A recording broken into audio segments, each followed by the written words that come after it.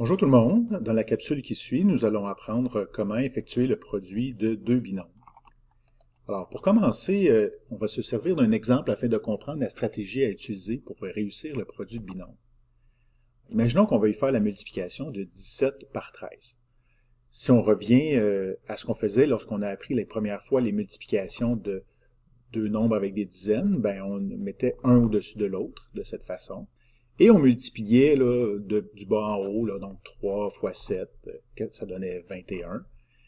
Là, habituellement, on mettait un 2 en retenue, puis on faisait l'autre multiplication, mais pour simplifier la chose aujourd'hui, puis pour ajouter au visuel, on va simplement écrire le résultat de la multiplication. Donc 3 fois 7, 21. La multiplication suivante, ben, c'était 3 fois 1, mais en réalité, le 1 est à la place des dizaines, donc on fait 3 fois 10, ce qui nous donne 30. Suivi du 1 fois 7, là, il fallait laisser un espace vide ou mettre un 0. En réalité, on comprend que c'est ici 10 fois 7. Donc, ça fait 70. Et ultimement, ben, le 1 fois le 1, qui équivaut à 10 fois 10, ça donne 100. Donc, c'est un peu différent de ce qu'on faisait au primaire, mais ça revient au fait que le résultat final nous donnera 221, soit le résultat des 4 multiplications, des 4 flèches que nous avons dessinées. Donc, c'est une première façon de voir et de comprendre comment on peut faire 17 fois 13. Vous comprendrez bientôt où on s'en va avec ça et comment on va s'approcher du produit de deux binômes. Une autre façon qui peut nous aider à visualiser cette multiplication, c'est en utilisant l'aire d'un rectangle qui est base fois hauteur. Donc, en supposant que ma base serait 17 et ma hauteur 13 dans un rectangle, ben, je vais effectuer la même multiplication. Sauf que pour réussir une telle multiplication, ben, je pourrais subdiviser mon 17 en 10 et 7 et mon 13 en 10 et 3. Et on referait la même chose, donc. Quand j'ai subdivisé ça, ben, j'ai aussi subdivisé les longueurs de 17 en 10 et 7 et 13 en 10 et 3. Et ça me fait le calcul de plus petit format d'aire. Donc, au lieu de faire 17 par 13, ben, je vais faire 10 par 10, une multiplication que je connais bien. Ensuite, 10 par 7, 10 par 3 et ultimement 3 par 7. Vous allez remarquer qu'on obtient les mêmes résultats. Alors, quand on veut trouver l'aire totale d'un rectangle de 17 par 13, bien, si on subdivise ça en plus petits rectangles ou carrés, bien, on va obtenir les 4 petites surfaces qui sont là, et une fois de plus additionnées ensemble, bien, ça va nous donner le même résultat, c'est-à-dire 221. Ces deux premiers exemples ont pour but de nous aider à comprendre ce qu'on va faire dans la dernière procédure qui va nous mener à faire le produit de binôme. Donc, ce n'est pas une perte de temps, faites-vous-en pas. Donc, la dernière façon, c'est en utilisant la méthode algébrique. En réalité, la méthode algébrique, lorsqu'on multiplie, on fait toujours la même chose. On prend un élément et on va multiplier chaque élément de la parenthèse, un peu à l'image de ce qu'on a fait aujourd'hui dans les deux premiers exemples. Sauf que cette fois-ci, on veut effectuer le produit d'un binôme par un binôme. Je vais donc prendre mon 17 fois 13 et je vais le redécomposer en 10 et 7 et 10 et 13. Et si vous avez en tête les 4 multiplications qu'on a faites, autant dans la multiplication classique que dans le calcul de l'aire, qu'est-ce qu'on va se trouver à faire? Bien, encore une fois, 17 fois 13 deviendra 10 fois 10. Et ensuite, ça va donner 100. 10 fois 3, ce qui va donner 30. Et vous remarquerez que chaque élément de la première parenthèse va aller multiplier les éléments de la seconde parenthèse. Donc, le 10 est allé multiplier le 10 et le 3, et le 7 multipliera lui aussi le 10 et le 3. Donc, ces deux multiplications-là donneront 70 et 21. Et on se retrouve avec les mêmes multiplications, les mêmes résultats, et donc le même aire total de 221. Bon, terminé le moment où on va faire ces multiplications, mais on résume que nous avons 3 stratégies pour effectuer ce genre de multiplication.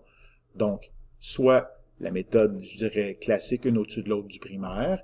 La classique, on se représente l'aire d'un rectangle. Et finalement, la partie qui ressemble plus à de l'algèbre, donc en séparant nos éléments.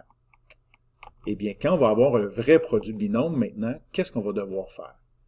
Bien, on va appliquer la dernière stratégie, celle qui était appelée la stratégie algébrique. On va prendre chaque élément de la première parenthèse et on va multiplier les éléments de la seconde parenthèse. Donc, dans ma première parenthèse, il y a A et 4 qui vont multiplier B plus 3. Donc, premier élément, j'utilise des flèches pour simplifier. Donc, A va multiplier à la fois B et 3, ce qui va nous donner AB pour la première multiplication et 3A pour la deuxième.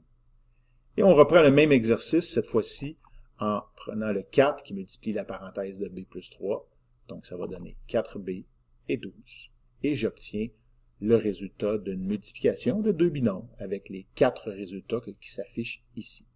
J'aurais pu procéder avec le rectangle aussi, si j'avais voulu. Il y en a qui sont visuels puis que ça les aide. Ou même, ça peut paraître étonnant, la méthode classique du primaire, en les mettant un au-dessus de l'autre et en faisant les multiplications. Moins naturel, mais tout aussi efficace, comme vous pouvez le constater. Prenons un prochain exemple maintenant. Donc, on va reproduire la même stratégie. Chaque élément de la première parenthèse va aller multiplier le binôme suivant. Donc, chacun des éléments de la deuxième parenthèse. Alors, cette fois-ci, je vais faire toutes les flèches nécessaires d'un seul coup. Alors, vous pouvez appuyer sur pause si vous voulez vous pratiquer avant que je fournisse les réponses. Donc, les 4 multiplications que nous devrons effectuer ont le résultat suivant. Donc, la multiplication en bleu donne 2A2, celle en orange, moins 5A, celle en jaune, 6A, et la dernière, moins 15. On aurait pu penser que c'est le résultat final, or, il ne faut pas oublier ce qu'on a appris antérieurement.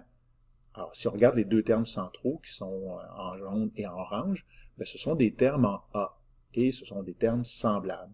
On peut donc les regrouper, moins 5A et 6A, ce qui va nous donner la réponse finale, c'est-à-dire 2A2 plus A moins 15. Poursuivons avec un prochain exemple, cette fois-ci A plus B au carré. Donc en apparence, ça ne semble pas être le même calcul.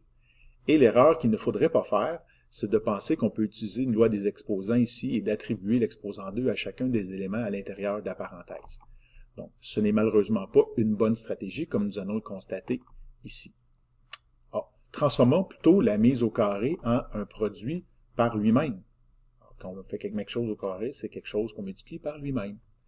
Alors, si je fais A plus B fois A plus B, ben, j'aurai une fois de plus 4 multiplications à effectuer, soit chaque terme de la première parenthèse qui multiplie la seconde parenthèse, comme on peut le voir ici. J'aurai donc 4 résultats obtenus ici. Alors, encore une fois, si vous voulez vous pratiquer, je vous suggère de peser sur pause et d'ensuite recommencer lorsque vous aurez fait vos calculs. Sinon, la réponse que j'obtiens serait la suivante, les 4 multiplications avec les 4 résultats. Et tout comme dans l'exemple précédent, on peut s'apercevoir qu'au centre, c'est pas toujours là qu'ils sont placés, mais très souvent, j'ai deux termes qui sont semblables que je vais pouvoir, dans ce cas-ci, additionner pour obtenir le résultat suivant. Vous comprendrez quand vous regardez cette réponse qu'elle est très proche de celle sur laquelle j'ai fait un X, mais qui n'est pas la même, puisqu'il manque un terme, et il est important ce terme. On va finir avec un dernier exemple. Alors, ici, on va mélanger le produit de binôme avec quelque chose d'un peu plus costaud, des termes un peu plus demandants, et on va devoir appliquer les lois des exposants. Donc, une fois de plus, je t'encourage à essayer de faire cette multiplication avant que je fournisse la réponse. Pour le résultat, alors les 4 multiplications, vous remarquez que je n'ai pas fait de flèche. Alors, c'est quelque chose qui peut t'aider, mais qui n'est pas obligatoire. Et vous allez avoir les 4 multiplications et les 4 résultats ici. Donc, le premier terme, on doit appliquer les lois des exposants. 2 fois 4, ça donne bien 8, mais A3 fois A3, ça donne A6. Et B2 fois B, ça donne B3. J'ai procédé ainsi pour les 3 autres multiplications pour obtenir ces 4 résultats. Et une fois de plus, les termes du centre peuvent être regroupés de la façon à ce qu'on obtienne à la toute fin le trinôme suivant. Ouais. Alors voilà.